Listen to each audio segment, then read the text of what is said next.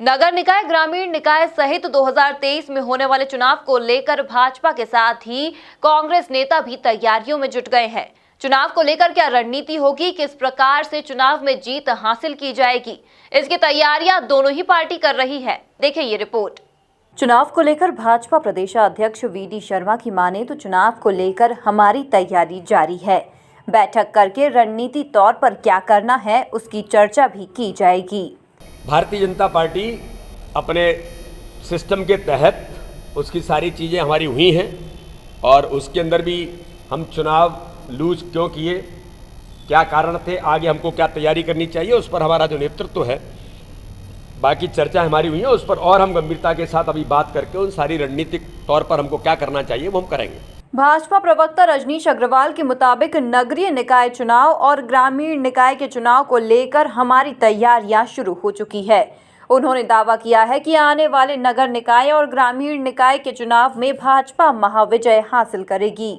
देखिए, नगरीय निकाय के चुनाव हो या ग्रामीण निकाय के चुनाव हो, चाहे वो नगर सरकार बनाने के लिए हो, चाहे पंचायत सरकार बनाने के लिए हो, सरपंच से लेकर और जिला पंचायत अध्यक्ष तक के इन सभी चुनाव में भारतीय जनता पार्टी सिंबल पर हो या नॉन सिंबल पर हो अपनी भूमिका पूरी की पूरी प्रतिबद्धता के साथ में, तैयारी के साथ में रख रही है। हमारी तैयारियां इन दृष्टि से शुरू हो चुकी हैं और आने वाले चुनाव में भारतीय जनता पार्टी नगरीय निकाय और ग्रामीण निकाय चुनाव में महाविजय हासिल करने जा रही है और उसकी तैयारियां इस बात का साक्ष्य हैं। देखिए, भारतीय जनता पार्टी एक वो संगठन है जहां प्रदेश अध्यक्ष जी के मनोनयन के साथ ही भारतीय जनता पार्टी में मार्गदर्शक मंडल की नहीं, मैंने कहा पुरानों का सम्मान और नयों को स्थान।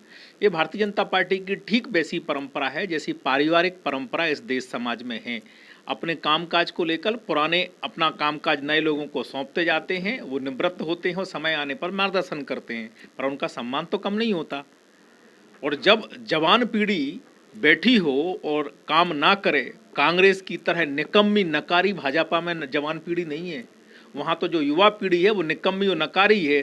70 के पार लोगों को काम करना पड़ रहा है, घूमना पड़ रहा है। तो भाजपा में ऐसे नहीं, भाजपा में तो यहाँ जो भी मतदाता के बतौर 18 साल में शामिल होता है और भाजपा का कार्यकर्ता है, वो भाजपा के काम का है, भाजपा में उसका स्थान और सम्मान है। भारतीय जनता पार्टी 28 विधानसभाओं की समीक्षा कर रही है। हम जिन मतदान केंद्रों में हारे हैं, भले ही सीट हम 50,000 से जीते हों, 60,000 से जीते हों, लेकिन जिन मतदान केंद्रों में हम हारे हैं उनकी हम समीक्षा कर रहे हैं। और जहां हम जीते हैं तो क्यों जीते हैं, उस जीत के कारण क्या रहे हैं, उसकी भी समीक्षा हम कर रहे हैं और उसकी बाकायदा पूरी रिपोर्ट भारतीय जनता पार्टी के तय कार्यकर्ता बना रहे हैं। इधर कांग्रेस विधायक कुणाल चौधरी का कहना है कि परिवर्तन प्रकृति का नियम है। मध्य प्रदेश में 2023 में नए चुनाव है। चुनाव को लेकर कांग्रेस रणनीति तैयार कर रही है। नए बदलाव के साथ 2023 में चुनाव में कांग्रेस उतरेगी।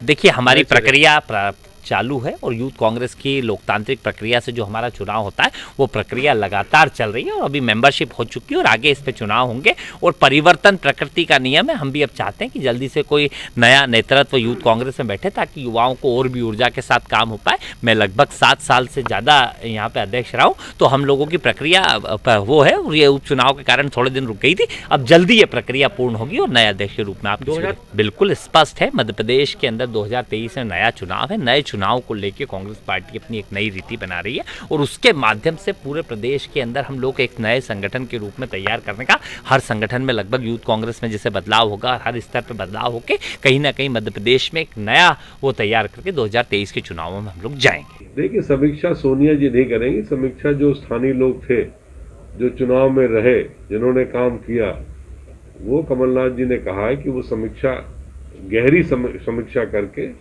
अपनी रिपोर्ट पेश करें, उस पर फिर चर्चा हो। देखा जाए तो आगामी चुनाव को लेकर दोनों ही पार्टियां अपनी अपनी रणनीति बनाने में जुट गई है। Bureau report, MP news, Bhopal.